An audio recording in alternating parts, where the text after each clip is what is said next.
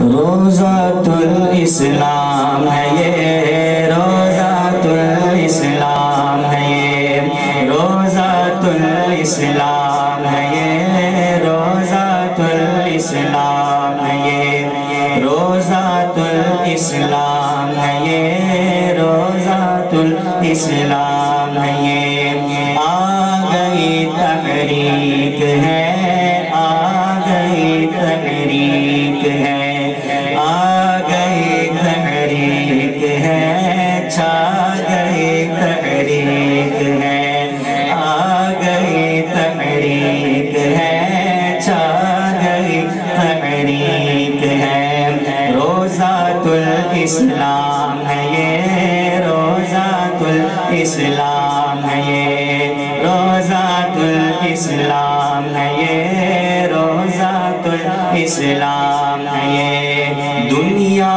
بھر میں جائیں گے، دنیا بھر میں جائیں گے، دنیا بھر میں جائیں گے، دنیا بھر میں جائیں گے، دین کو پھیلائیں گے، دنیا بھر میں جائیں گے، دین کو پھیلائیں گے، یہی تو اپنا کام ہے۔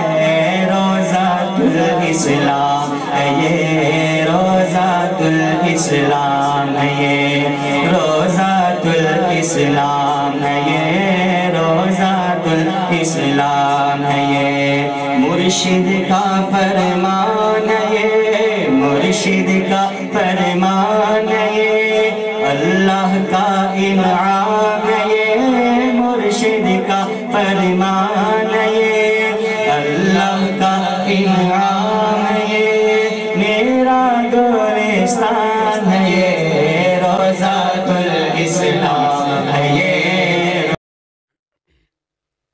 الصلاة والسلام على محمد المصطفى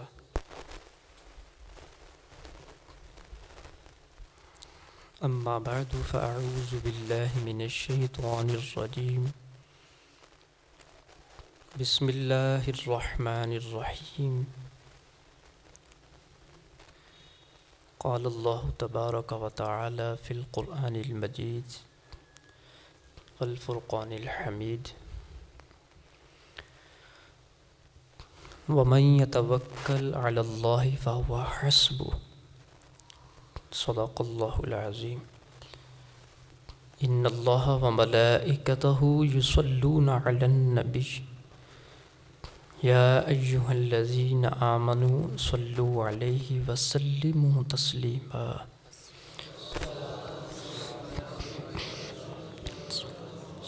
عليك يا رسول الله الصلاة والسلام عليك الصلاة والسلام عليك يا وعلى آلك وأصحابك يا رحمة للعالمين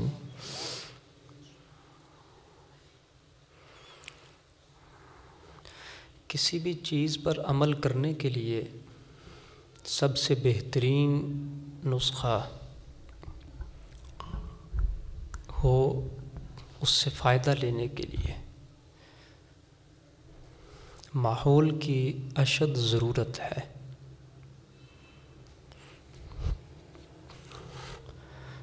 آپ جیسا بننا چاہتے ہیں ویسے ماحول کی طرف آپ اقدام کریں، نیت اور سچی طلب کے ساتھ۔ انشاءاللہ ایک وقت آئے گا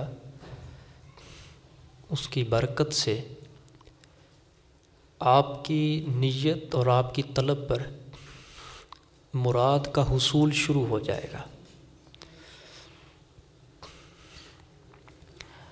ماحول چھوٹا سا بالکل لفظ ہے، اگر یہ دل کے اندر اتر جائے بندے کی زندگی کو یکسر تبدیل کر دیتا ہے۔ یہ جو میں نے آیت پڑھی ہے، آیت تو میں نے توکل پر پڑھی، اس کا ماحول سے کیا تعلق ہے؟ اس کا ماحول سے بڑا تعلق ہے۔ ہم وعظ سنتے ہیں، تقریریں سنتے ہیں، گفتگو سنتے ہیں، مگر ہم ماحول اپناتے نہیں ہیں، جس کا نقصان یہ ہوتا ہے کہ علم ہوتا ہے مگر اس کا فائدہ نہیں ہوتا، علم ہوتا ہے مگر عمل نہیں ہوتا۔ تو عمل جو ہے وہ ماحول دیتا ہے۔ یہ بڑا ایفیکٹو، جس کو آپ کہہ سکتے ہیں ایک لاجک ہے، اثر انداز ہونے والا قانون۔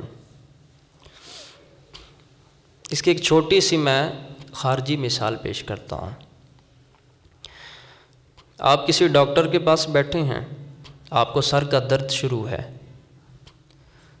وہاں پر بیٹھے ہوئے آپ کو دم کروانے کا خیال نہیں آئے گا، آپ کو ٹیبلٹ لینے کا خیال آئے گا، مجھے ٹیبلٹ کے ذریعے پین کو ریلیز کرنا ہے۔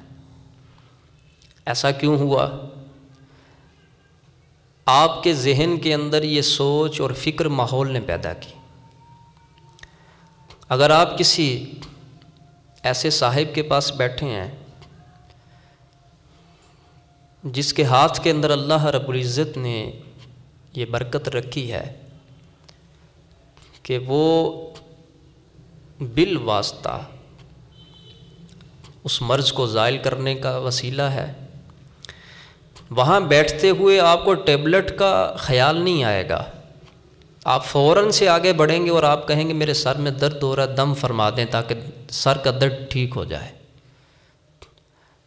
تو جو مؤثر ہے، موجب ہے اور محرک ہے، وہ ماحول ہے۔ تو ماحول بندے سے فیصلہ کرواتا ہے جو کرنا ہے۔ تو آج کل ہمارے خیالات کچھ اور ہوتے ہیں اور ماحول بالکل خیالات کے مخالف ہوتا ہے، اس لیے نتیجہ میں ناکامی آتی ہے۔ ایک بچے کو اگر آپ نے فوجی بنانا ہے تو آپ ظاہر سی بات ہے اس کو ایسی جگہ پر تو نہیں نہ رکھیں گے کہ جہاں پر بالکل ٹریننگ نہ ہوتی ہو، اس کے متعلق کوئی بات نہ ہوتی ہو، آپ کو تو ایسا ماحول دینا پڑے گا اس کو۔ تو یہ سمجھانے کے لیے ایک مثال کافی ہوتی ہے۔ جو میں گفتگو کرنا چاہتا ہوں وہ یہ کہ توکل ایک چھوٹا سا لفظ ہے۔ سنتے ہیں ہم بہت کچھ، معاشرے کا، گھر کا، محلے کا، دوستوں کا۔ ماحول ایسا نہیں ہے کہ جس ماحول کے اندر توکل کو پروان چڑھانے کے لیے عملی اقدام کیے جاتے ہوں۔ تو ماحول بنانے کے لیے کسی ایک انسان کو خود اپنا آپ مارنا پڑتا ہے۔ جب ایک انسان وہ گھر کے اندر ہے اور وہ ایک ماحول پیدا کرنے کی کوشش میں ہے، ایک وقت ضرور آتا ہے پھر کہ وہ اپنی اس محنت اور اللہ کی مدد کے ساتھ وہ ویسا ماحول بنانے میں کامیاب ہو جاتا ہے۔ آج ہم اولیاء اللہ کی کرامات سنتے ہیں، اولیاء اللہ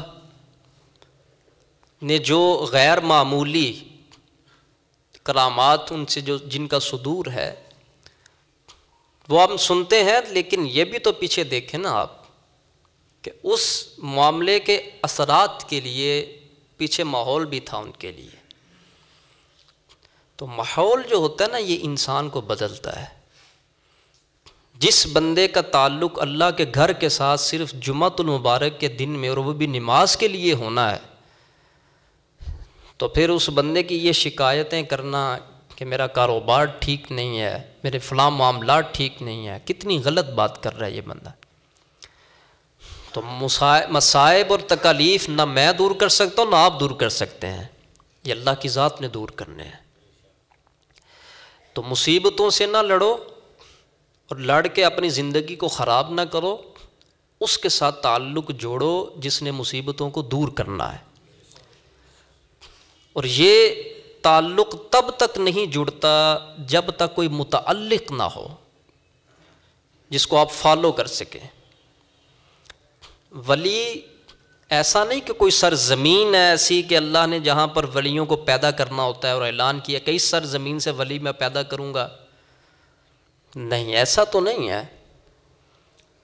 مطلب ماحول کی بات ہے نا، تو جنہوں نے جیسی صحبت اختیار کی ان لوگوں نے ویسا ہی معاملہ ظاہر کر دیا۔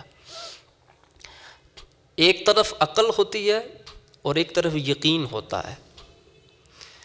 حالانکہ اللہ نے عقل اس لیے دی ہے تاکہ یقین مضبوط ہو۔ توجہ سے بات سنیے گا، اللہ نے عقل اس لیے دی ہے تاکہ یقین مضبوط ہو، اور جتنے لوگ اپنے آپ کو اس دور میں عقل مند کہتے ہیں نا، ان کا یقین انتہائی کمزور ہے۔ یقین اور عقل آپس میں لڑتا ہے۔ عقل کہتی ہے یہ کرو، اور اگر یقین ہو بندہ تو پھر کہتا ہے نہیں، عقل جو کہہ رہی ہے نا یہ تو خلاف شرع ہے، اور مجھے اللہ اور اللہ کے رسول کے فرمان پر یقین ہے، میں نے یہ نہیں کرنا۔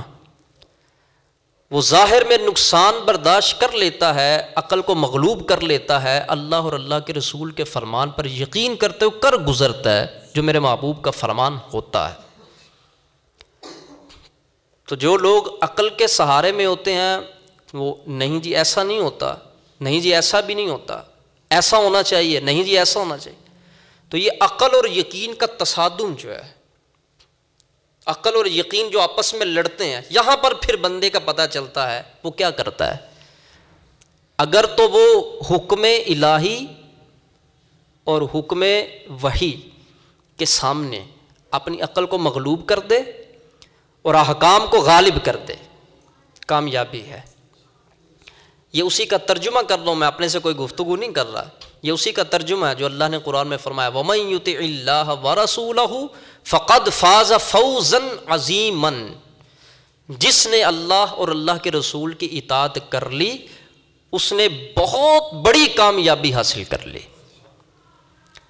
تو اب آپ خود دیکھ لو، تو میں اور آپ، ہم لوگ اسباب کے بندے ہیں، ہم نتائج نہیں دینے والے۔ میں نے جو توکل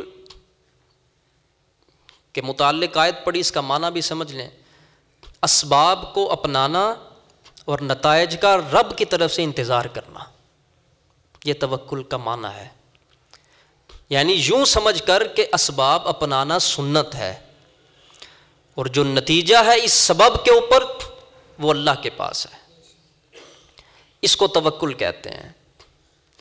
آج بندہ جو ہے نا، بندہ وہ خدا کے کام کرنے کی کوشش میں ہے اپنی جہالت کی وجہ سے۔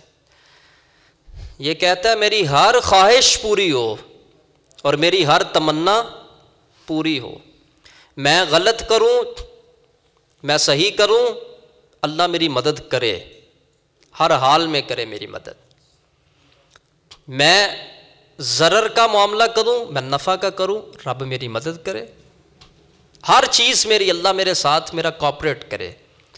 تو ہر بندہ اپنی جنت بنانے میں ہے، کسی طریقے سے جنت بن جائے دنیا، کتنی حماقت کی بات ہے۔ جنہوں نے جنتیں بنانے کی کوشش کی ان سے بھی نہ بن سکیں، تو یہ دنیا کبھی کسی کے لیے جنت نہیں بنی۔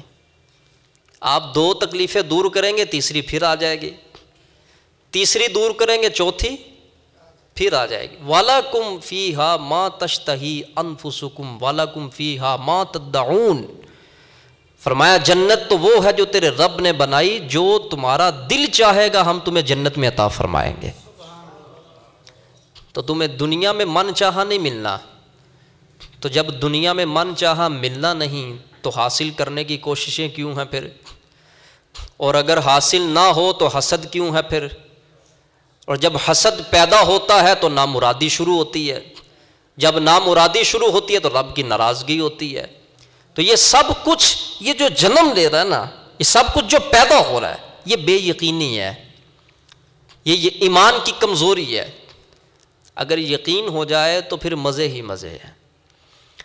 آج ہم لوگ جو پریشان ہیں نا، ہم لوگوں میں جو جتنا پریشان ہے وہ اتنا ہی بے یقین ہے،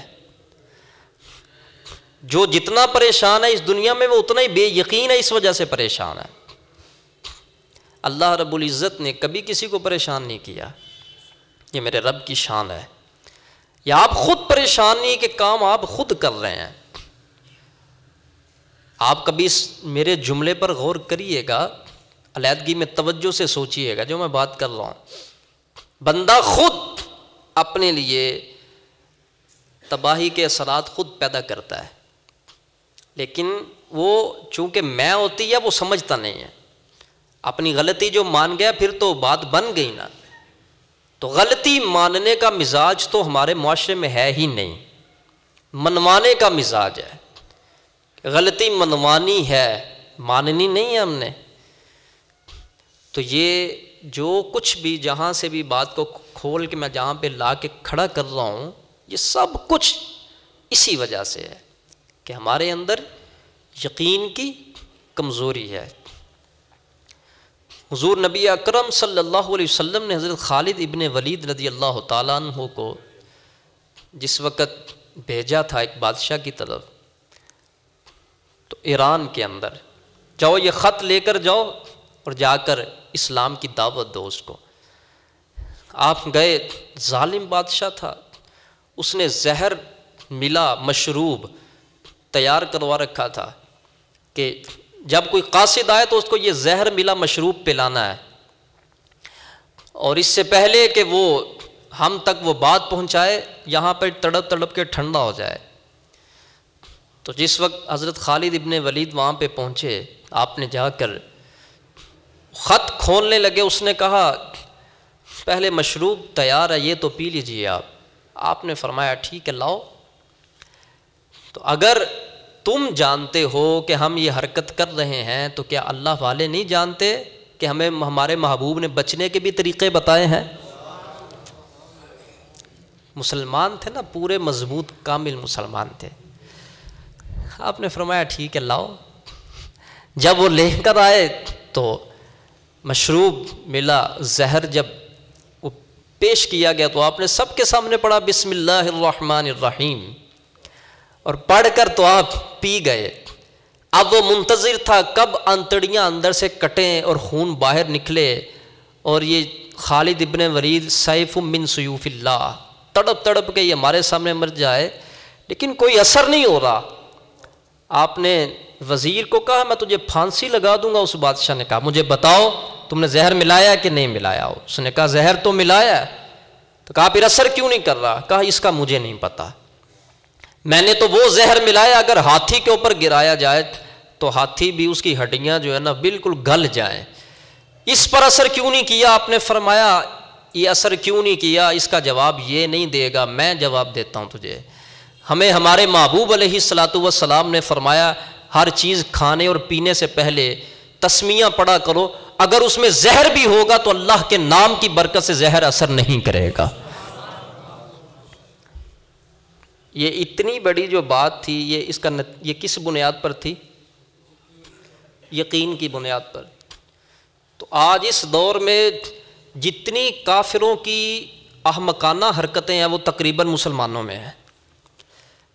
آج بچہ بچی پیدا ہو جائے نا، اس کو پریشانی لگ جاتی ہے، اس کا بنے گا کیا؟ تو فیملی پلاننگ کے لیے آج کافر مسلمانوں کو بتا رہے ہیں اتنے بچے ہونے چاہیے، اس سے زیادہ نہیں ہونے چاہیے۔ ٹھیک ہے، تو ہونے تو اتنے ہی ہیں نا جتنے رب کی بارگاہ میں منظوری ہے، ہونے تو اتنے ہی ہیں۔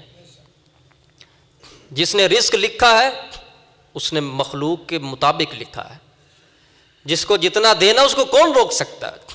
تو یہ کافروں کی پلاننگ مسلمانوں کے پاس ہے، اور نتیجہ کیا نکلا؟ بے یقین ہو گئے یہ، اور اس بے یقینی کی وجہ سے یہ گولیاں بھی کھاتے ہیں، آپ پیسہ بھی لگاتے ہیں، نقصان بھی اٹھاتے ہیں، اور اللہ سے دور بھی ہوتے ہیں، اور ہوتا پھر آخر میں وہی ہے جو میرا رب چاہتا ہے۔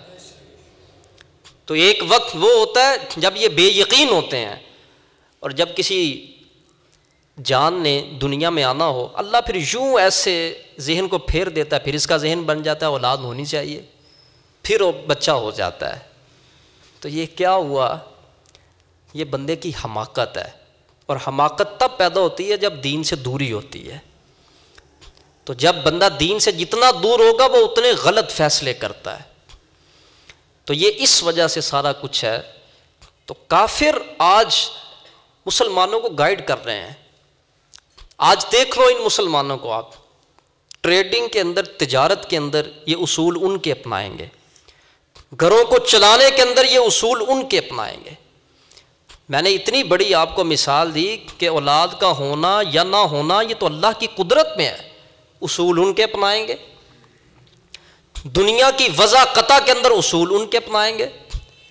تو جتنی خرابیاں تھیں نا، انہوں نے ساری ایک ٹوکری میں ڈال کے نا آپ کو پکڑا دی ہوئی ہیں، اور آپ ایک ایک کر کے چکھتے جا رہے ہیں اور اپنے اندر آگ لگاتے جا رہے ہیں، چکھتے جا رہے ہیں، آپ آگ لگاتے جا رہے ہیں۔ اسی دور کے اندر جس میں آپ بس رہے ہیں، اسی دور میں اللہ کے ولی بھی موجود ہے۔ آپ کے پاس اتنا کچھ ہے، ہر بندے کی تب و دو پیسہ ہے، وہ سمجھتا یہ ہے کہ پیسہ اتنا بڑا سبب ہے جو ساری مشکلات کو پیچھے کر دیتا ہے۔ میں کہتا ہوں جتنے پیسے والے لوگ ہیں، جتنا جتنا ان کے پاس پیسے، ان کے اتنے اتنے بڑے معاملات بھی ہیں پریشانیوں کے۔ جن کے پاس جتنا تھوڑا پیسہ ہے، ان کی پریشانیوں کے معاملات بھی اتنے ہی تھوڑے ہیں۔ تو پیسے کو جو ہم سمجھتے ہیں نا بہت بڑا سبب ہے، اس کے ذریعے میں یوں کر لوں گا، میں وہ کر لوں گا۔ اگر آپ اپنے علاج کے اوپر 10 لاکھ 20 لاکھ روپیہ لگاتے ہیں نا، تو وہی کام اللہ رب العزت کسی غریب بندے کا اپنی مدد کے ساتھ یوں حل کروا دیتا ہے کہ 10 روپے میں اللہ ٹھیک فرما دیتا ہے۔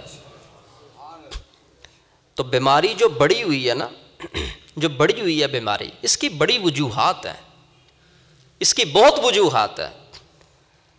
تو دین بہت باریکی کے اندر جا کر بندے کو، انسان کو سمجھانے کی کوشش کرتا ہے، اور کتنی خوبصورت بات کہی نتیجتاً وَمَن يَتَوَكَّلْ عَلَى اللَّهِ فَهُوَ حَسْبُهُ۔ ایک خالق اور ایک مخلوق، دونوں کا عمل اس آیت میں موجود ہے۔ وَمَن يَتَوَكَّلْ عَلَى اللَّهِ، جس نے کر لیا توکل اللہ پر، فَهُوَ حَسْبُهُ، تیرا رب خود اس کے لیے کارساز بن جاتا ہے۔ اللہ اکبر کہنا کتنا آسان ہے، سبحان اللہ، ماشاءاللہ۔ اندر نہیں اترتا نا، یہ توکل اندر نہیں اترتا۔ جس نے اللہ پر توکل کر لیا، ہم 5 دن توکل نہیں کرتے پورا۔ آج ایک کسی کو کہہ دینا رزق میں برکت لینی ہے نا، رزق میں برکت لینی ہے تو جھوٹ بولنا چھوڑ دو۔ بندے پتہ کیا سمجھتے ہیں؟ وہ کہتے ہیں برکت نام ہے کثرت کا، تو ہم جھوٹ بولنا چھوڑیں گے، لوگ کثیر ہونے لگا مال۔ جیسے ہی بندہ گیا، اس نے جھوٹ بولنا چھوڑا تو مال کم ہونا شروع ہو گیا۔ اس نے کہا یہ کیسی برکت ہوئی جو مولانا بتا رہے تھے کہ جھوٹ بولنا چھوڑو تو برکت ہوگی۔ تو برکت اس نے سمجھا کثرت کو، اور سمجھایا کس نے؟ ماحول نے۔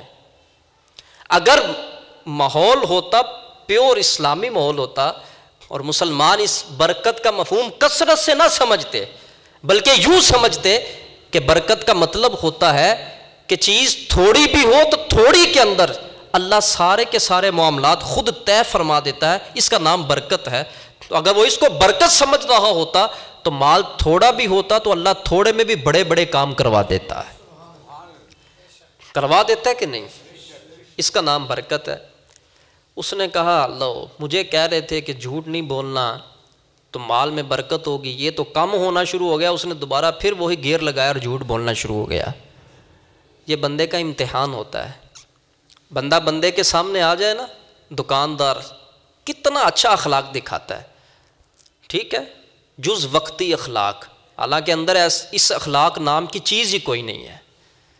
کیسے کھڑے ہو جاتے ہیں، کیسے میٹھے بن جاتے ہیں، کیسی محبت کے انداز میں مسکراتے ہیں، ادھر بیٹھیں ادھر تشریف رکھیں۔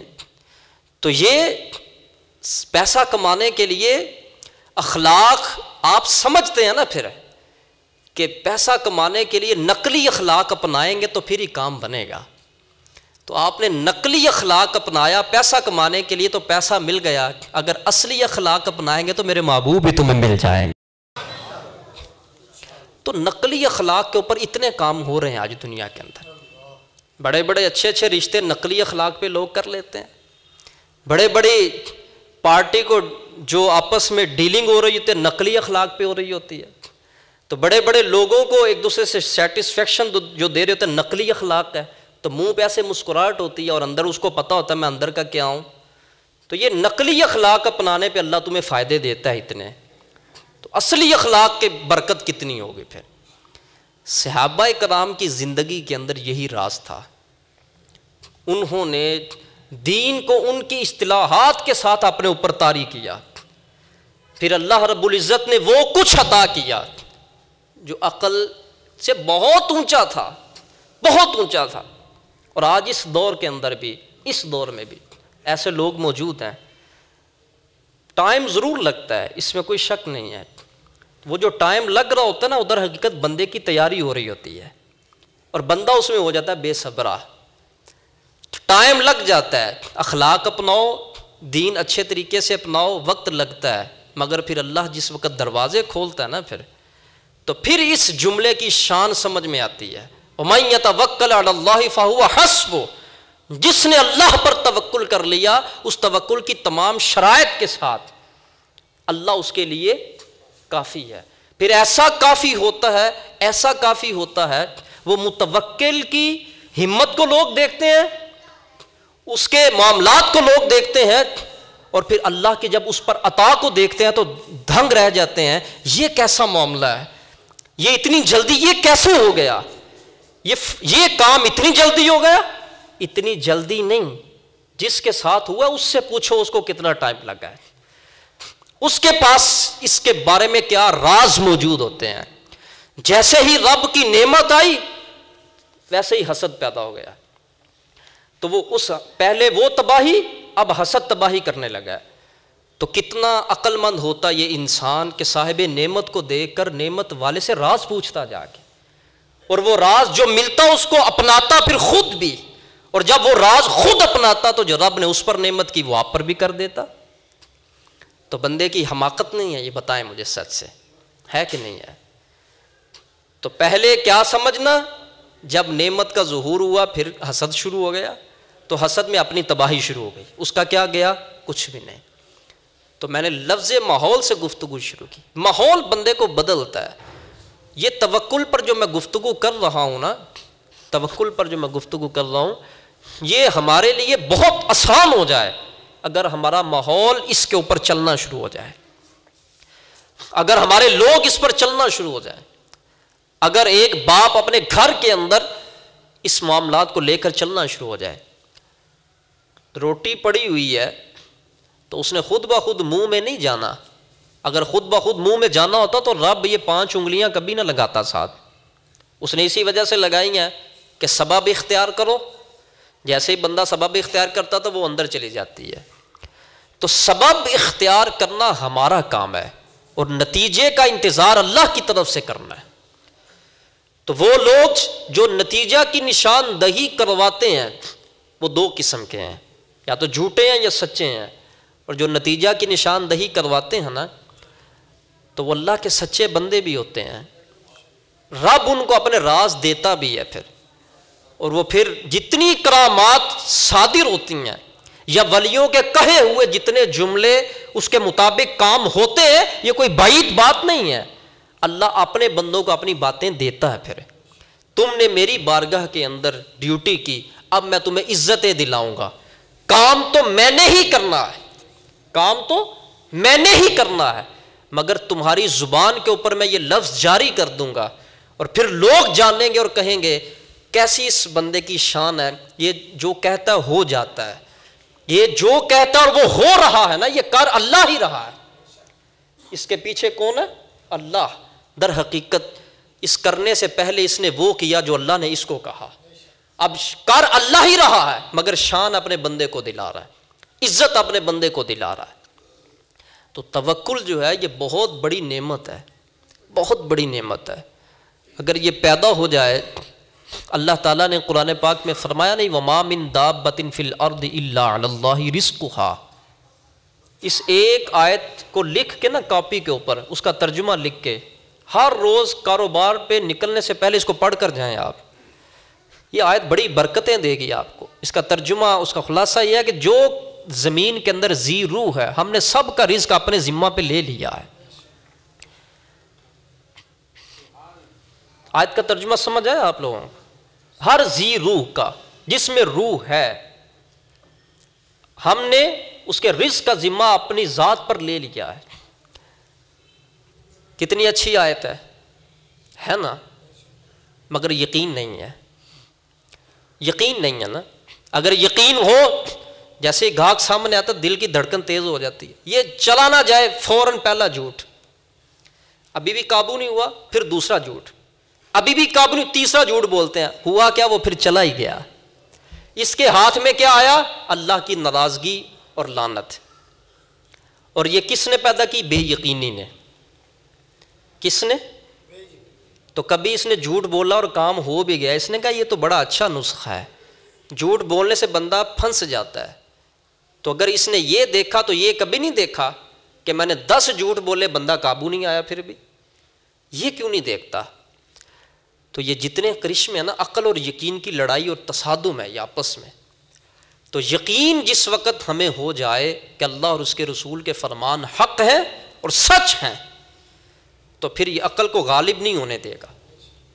جناب موسیٰ علیہ السلام چھوٹے سے تھے نا، جب پیدائش ہوئی تو فرعون کا مشغلہ تھا بچوں کو قتل کروانا، تو اللہ رب العزت نے جناب موسیٰ کی والدہ کو فرمایا اوحینا الی ام موسیٰ ان ارضعیہ فاذا خفتی علیہ فالقیہ فی الیم ولا تخافی ولا تحزنی انا رادوہ الیک وجاعلوہ من المرسلین۔ کہا ام موسیٰ کو ہم نے وحی کی، ہم نے کہا ام موسیٰ اس کو دودھ پلاؤ، اور اگر تمہیں خوف ہو اس بات کا کہ فرعون قتل کر دے گا تو اس کو دریا میں ڈال دینا۔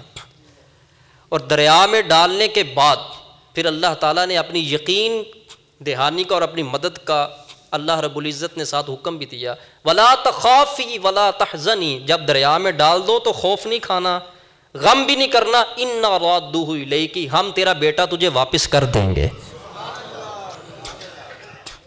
یہ کیا تھا؟ اس میں تھوڑا منطقی رنگ اپنا کے اب کوئی بات دینا چاہتا ہوں بڑی توجہ کے ساتھ۔ ایک طرف عقل ہے اور ایک طرف یقین، کتنی خوبصورت مثال ہے۔ خوف ہوا پھر ام موسیٰ کو تابوت میں رکھا، تو تابوت میں رکھنے کے لیے عقل کیا کہتی ہے کہ بندہ زندہ تابوت کے اندر ہو تو سوراخ کرنا چاہیے تاکہ ہوا اندر جائے اور سانس باہر آئے، عقل یہ کہتی ہے۔ لیکن رکھنا پانی کے اندر تھا، تو اگر سوراخ کر دیتے تو پانی اندر جاتا تو ڈوب جانا تھا۔ ایسا ہی ہوتا ہے کہ نہیں ہوتا؟ عقل کہتی ہے سوراخ کرو، مگر یقین کہتا ہے نہ کرو۔ کیوں؟ کیونکہ یقین تھا ولا تخافی ولا تحزنی، خوف نہیں کھانا، غم نہیں کھانا۔ اور عقل کہتی ہے نا کہ پانی کے اندر رکھ کے تباہی سے بچاؤ کیسے ہے، بیٹا اپنے آپ سے دور نہ کرو، مگر یقین کہتا ہے کر گزرو۔ اگر وہ نہ چاہے تو جھولی میں بھی نہیں بچ سکتا، وہ چاہے تو دریاؤں سے بھی بچا لیتا ہے۔ یقین تھا، مگر یقین کا غلبہ تھا اور عقل کو مغلوب کر دیا، عقلی احتمالات مغلوب کر دیے اور رب کے فرمان کو یوں اوپر رکھ لیا اور کہا میرا رب جو کہتا ہے وہ سچ ہے۔ بچے کو ڈال دیا اندر، تابوت بند کر دیا۔ اس ماں کا کیسا حوصلہ ہوگا جو خود اپنے ہاتھوں سے بچے کو پانی میں ڈال رہی ہے۔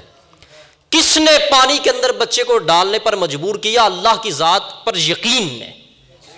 تو جب وہ یقین تھا نا تو ڈال دیا پھر، اور جس وقت ڈالا فَالْتَقَطَهُ آلُ فِرْعَوْنَ، تو فرعون کی آل جو تھی، غلام جو تھے، اس نے وہ تابوت اٹھایا اور فرعون کے پاس جا کے نکالا۔ بچہ بہت خوبصورت ہے، اس کا چونکہ میری سلطنت میں میرا ہمسر کوئی پیدا نہ ہو، ہر بچہ اس خوف سے قتل کروا دیتا تھا وہ۔ تو بیوی ساتھ تھی، وقالت امرأۃ فرعون قرۃ عین لی ولک لا تقتلوہ، اے فرعون اس کو قتل نہیں تم کرو گے، یہ بچہ میری اور تیری آنکھوں کی ٹھنڈک بنے گا۔ وہ فرعون جو بچوں کو اس لیے قتل کروا رہا ہے کہ میری بادشاہت میں کوئی میرے جیسا پیدا نہ ہو، مجھ سے بادشاہت نہ چھینے۔ رب کی قدرت دیکھو، اسی گھر میں رب نے پالا بھی اور اس کے سامنے کھڑا بھی کر دیا۔ پھر تو پھر لگاؤ ہاں جہاں پہ کتنا کو زور لگاتے ہو، وقت کا فرعون ہو تو رب اس کی بھی عقل کو بدل دیتا ہے. کتنا قادر ہے وہ، کتنا قادر ہے وہ. قدرت پر یقین آیا بات سن کے، وہ اتنا قادر ہے.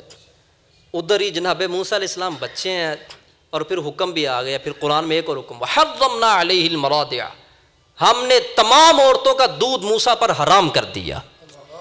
اب ساری رات روتے رہے. تقاضۂ بشریت میں، بشریت کا تقاضا ہے بھوک پیاس. دائیاں آ رہی ہیں، جناب موسیٰ دودھ نہیں پی رہے، نہیں پی رہے. وہ صبح کے ایک لمحے کے اندر بہن اپنی ماں کو جناب موسیٰ کو لے آئیں، چلیں آپ، والدہ ام موسیٰ کو چلیں آپ. جیسے ہی عزت موسیٰ کی والدہ گئی، دودھ پلایا تو دودھ پی لیا. سوچنے کا مقام تو تھا نا، اتنی عورتوں کا دودھ نہیں پیا تو اس کا دودھ کیوں پیا؟ مگر سوچ نہیں آئی. کیوں؟ رب قدرت والا ہے. جب رب بچانا چاہے تو پھر وہ یوں بچاتا ہے. سوچ پیدا نہیں ہونے دی، ہو سکتی تھی نا. وہ سوچتا اتنی ساری عورتوں کا نہیں پیا، ان کا کیوں پیا؟ تو آپ نے فوراً کہا میں اس محل میں نہیں رہوں گی، میں اپنے گھر میں رہوں گی. اس نے کہا ٹھیک ہے، بچہ بھی لے جاؤ، تنخواہ وہاں پہنچاتا رہوں گا. تو پھر رب نے جو وہ قرآن میں فرمایا تھا اِنَّا رَادُّهُ إِلَيْكَ، فرمایا پریشان نہیں ہونا، دریا میں ڈالو، ہم وعدہ کرتے ہیں تیرا بچہ ہم تجھے واپس لوٹا دیں گے. اور صرف واپس ہی نہیں لوٹائیں گے، صرف واپس نہیں لوٹائیں گے. وَجَاعِلُوهُ مِنَ الْمُرْسَلِينَ، ہم نے تو اس کو رسولوں میں سے بنانا ہے، ہم نے تو رسولوں میں سے بنانا ہے. اور بنایا پھر. اور یہ سب کچھ کیا ہے؟ یہ قرآن کے اندر کتنی بڑی یقین کی مثال ہے. تو آپ تو یقین کی خاطر دکان نہیں بند کرتے جمعہ کے دن. اتنے بڑے فیصلے وہی کرتے ہیں جن کا مقام بڑا ہوتا ہے. آج دین ہم سے کیا یہ مانگتا ہے کہ بچوں کو دریا میں ڈالو؟ ہم لوگ تو دین کے لیے اپنے بچوں کو وقت نہیں دینا گوارا کرتے. ہم کسی مسجد کے اندر، کسی مدرسہ کے اندر، کسی عالم کی صحبت میں جا کے بچوں کو بٹھانا پسند نہیں کرتے. اتنے بیگ ان کے پیچھے لگا دیے ہم نے دنیا کی پڑھائی کے لیے. ہم نے ان کو کوئی صحبت نہیں اچھی دلائی ہے. اور ان سے باپ، آج کل کے باپ سے پوچھ کے دیکھو نا، اس کے خواب وہ آسمان کو چھو رہے ہوتے ہیں. میرا بیٹا ایسا بناؤں گا میں ایسے. تھوڑے سے نیچے رہو حضور، آپ نے نہیں بنانا، اللہ نے بنانا ہے. آپ کو کیا پتا ہو وہ رب کیا سے کیا کر دے. جو بادشاہوں کی عقلوں کو یوں پھیر دیتا ہے تو وہی رب آج بھی رب ہے. جو اس کی طاقت اس وقت تھی وہ آج بھی ویسا ہی قادر ہے. عاجزی میں رہنا چاہیے اور اپنے رب کی اطاعت اور فرما برداری میں رہنا چاہیے. اور یقین اپنے اوپر غالب رکھو. آج کیا ہو گیا آپ لوگوں کو؟ آپ جمعۃ المبارک کے لیے دکان بند کرنے کے لیے گوارا نہیں کرتے، آپ گھاٹ نہ چلے جائیں، جمعے والے دن کاروبار کرتے ہیں. اور کتنی بڑی دیکھیں بات ہے، شادیاں جتنی ہوتی ہیں کثرت سے جمعے کو رکھتے ہیں. پوچھو نا ان سے تو جھوٹ بولتے ہیں لوگ، کہتے ہیں برکت کے لیے. برکت کے لیے جمعہ ملا ہے آپ کو؟ برکت کے لیے جمعہ کی نماز ہے، اس کے بعد کرو جو کام کرنا ہے. یہ اللہ کا حکم ہے. تو وہ ایسی برکت لیتے ہیں جمعہ سے کہ جمعہ پڑھتے ہی نہیں ہیں. شادی رکھی جمعے میں، برکت کے لیے نہیں رکھی. آپ فارغ جمعے کو ہوتے ہیں اس لیے رکھی ہے. اللہ سے جھوٹ نہیں بولنا چاہیے بندے کو. تو ہم فارغ ہیں. آج کل اتوار کا شیڈول ہے کیونکہ بچے بھی اتوار کو، جمعہ ہفتہ اتوار، جمعے کو ہم فارغ ہیں، اتوار کو بچے فارغ ہیں. تو یہ ساتھ ملا کر مکس کر کے رکھتے ہیں ہم لوگ. کتنی پلاننگ کرتے ہیں ہم لوگ، ہے کہ نہیں پلاننگ؟ تو ذرا سچ سے بتاؤ کہ اللہ کو پتہ نہیں ہے سب کچھ کہ یہ کیا کر رہے ہیں اور یہ کس وجہ سے کر رہے ہیں؟ جس امت کی حالت یہ ہو کہ وہ اپنے متبرک دین کے اندر برکتوں کی خود قاتل بن جائے. اور برکت، یہ بات یاد رکھیے گا، جمعہ کے دن کے اندر برکت شریعت کی پیروی کی وجہ سے. اگر جمعہ میں شریعت کی پیروی نہیں ہے تو کوئی برکت نہیں ہے. اگر جمعہ کے علاوہ اور جمعہ میں شریعت کی پیروی ہے تو برکتیں ہیں، ورنہ برکت نہیں ہے. اگر ہمیں برکت کا خیال ہو، یہ آخری میرا جملہ ہے، اگر برکت کا خیال، جمعہ کی اہمیت ہو، قدر ہو اور یقین ہو، اذان ہونے سے پہلے پوری مسجد بھری ہوئی ہو اور لوگ منتظر ہوں، بل کی آخری تاریخ ہو، جمعہ چھوڑ دیتے ہیں، پوری لائن میں لگے ہوتے ہیں، ٹھیک ہے، تو سڑک کے اوپر کھڑے ہوتے ہیں، مسجد کے اندر بیٹھنا گوارا نہیں کرتے. پہلے خطیب آئے گا تو ہم بعد میں جائیں گے. کتنے بجے تقریر شروع ہوتی ہے؟ اتنے بجے، چلو ٹھیک ہے پھر 10 منٹ ٹھہر جائیں، لوگ آ جائیں پھر ہم جائیں گے۔ کتنی ہماری پرسنالٹی ہے، ہم اللہ کے دین کے لیے بھی منتظر نہیں ہیں، ہم خود انتظار کرواتے ہیں۔ اللہ اکبر۔ تو یہی خلاصہ ہے بس۔